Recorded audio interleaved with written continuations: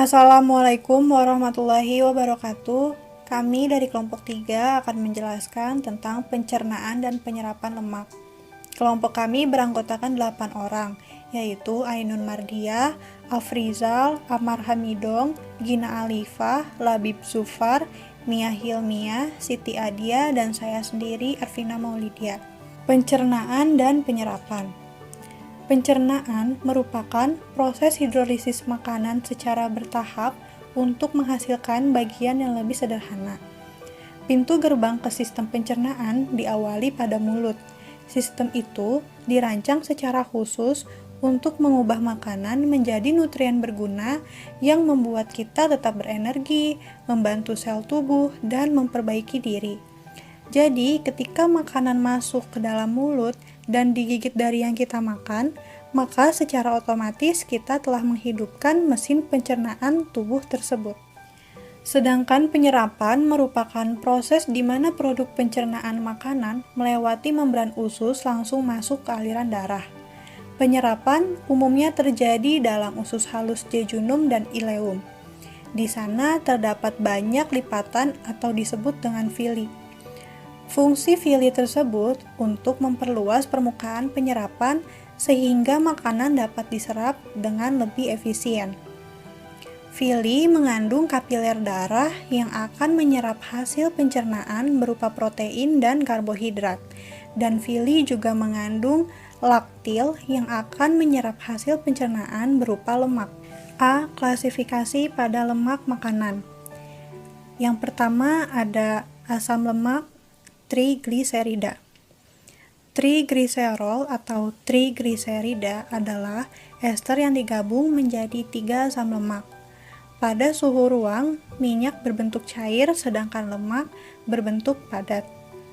Minyak cair pada suhu ruang karena di dalam minyak dominan terdapat asam lemak tidak jenuh, yang dimana asam lemak ini memiliki ikatan rangkap.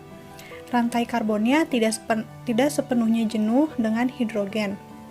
Sedangkan lemak padat pada suhu ruang karena di dalam lemak dominan terdapat asam lemak jenuh, yang dimana asam lemak ini tidak memiliki ikatan rangkap dan rantai karbonnya sepenuhnya jenuh dengan hidrogen.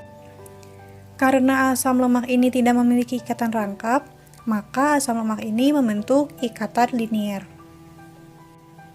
Lemak dan minyak pada makanan mengandung antara 30% dan 45% dari asupan energi rata-rata. Dapat dilihat pada gambar. Yang pertama itu ada saturated fatty acid. Saturated fatty acid itu merupakan lemak yang terdiri dari trigliserida dengan hanya asam lemak jenuh. Yang termasuk ke dalam jenis saturated fatty acid itu salah satunya adalah asam stearat. Asam stearat ini memiliki jumlah atom C sebanyak 18 dan tidak memiliki ikatan rangkap. Yang kedua ada monounsaturated fatty acid. Lemak tak jenuh tunggal ini disebut juga dengan MUFA karena hanya memiliki satu ikatan rangkap.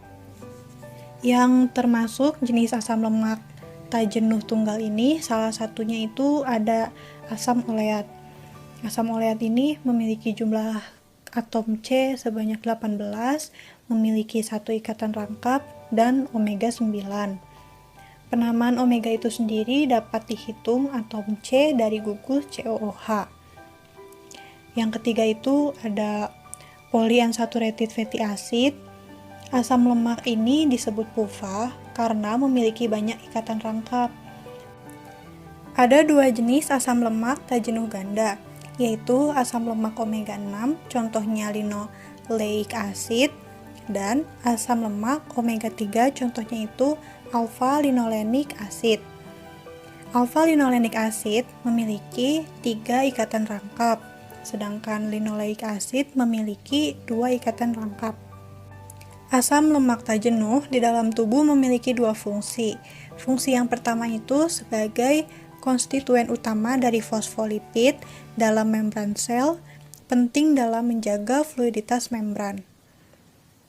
Asam lemak jenuh dan trans asam lemak tak jenuh dapat merusak fluiditas membran.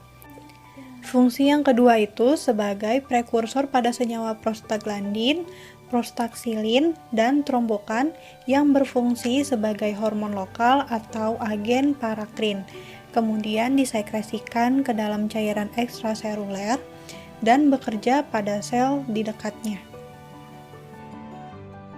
Di sini saya akan menjelaskan klasifikasi pada lemak makanan.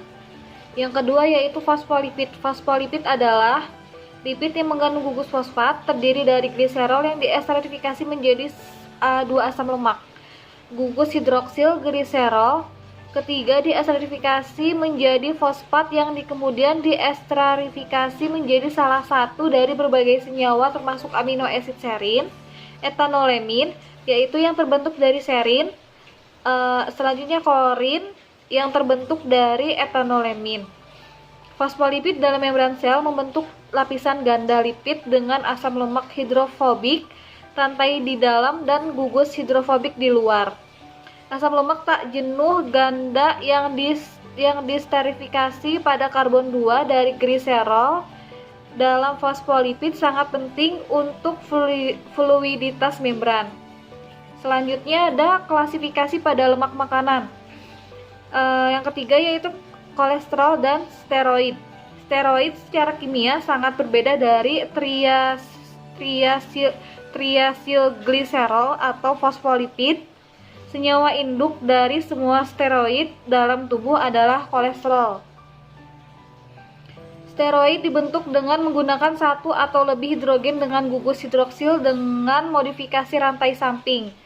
Steroid dibutuhkan tubuh atau disediakan oleh makanan. Asupannya yaitu rata-rata adalah 2000 sampai 500 mg per hari. Adapun fungsi kolesterol diantaranya yaitu untuk sintesis membran, lalu yang kedua sintesis hormon. Senyawa lain dapat dibagi menjadi 4, yaitu vitamin A, vitamin D, vitamin E, dan vitamin K. Senyawa lain di atas diserap dalam sel dan penyerapannya bergantung pada asupan lemak yang cukup. B. Pencernaan dan absorpsi triacylglycerol. Pencernaan triacylglycerol dimulai dengan lipase yang disekresikan oleh lidah. Lipase lingkar penting untuk mencegah deteksi lemak dalam menu makanan, namun hanya memberikan kontribusi kecil untuk hidrolisis triacylglycerol yang berlanjut dalam perut, di mana lipase lambung disekresikan. Lalu hidrolisis dari asam lemak yang terlarut menjadi karbon 1 dan 3 dari triacylglycerol menghasilkan asam lemak bebas dan 2 monogliserol. Hidrolisis triacylglycerol berlanjut dalam skala kecil di usus dan dekatalis oleh lipase pankreas yang membutuhkan protein pankreas dan koipase untuk aktivitas. Kemudian monosilgliserol dihidrolisis menjadi gliserol dan asam lemak bebas oleh intrase pankreas dan di lumen usus di lipase intraseluler di dalam usus sel mukosa. Selanjutnya, garam mempadu.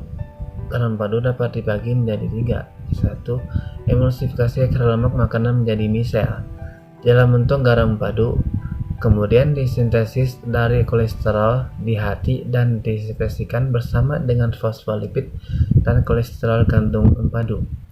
2. Garam mempadu primer adalah konjugat dari sinodioksai asam kolat dan asam kolat dengan taurin atau glisin. Kemudian bakteri usus menjadi katalis dekonjungsi dan metabolisme untuk menghasilkan garam mempadu sekunder detokolik dan asam dioksikolat.